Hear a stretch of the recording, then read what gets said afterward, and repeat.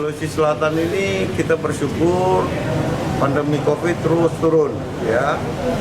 Dan kita juga melihat hampir seluruh rumah sakit itu pasiennya turun drastis.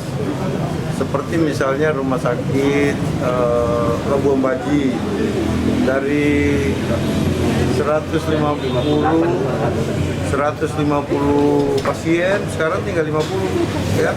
Rumah sakit tadi juga sama. Nah, artinya ini sebuah tren penurunan yang mengembirakan ya. Mudah-mudahan terus kita bisa kendalikan COVID-19 ini dan kita segera melakukan berbagai langkah-langkah untuk recovery ekonomi kita. Kemarin spesimen kita 2.900 ya.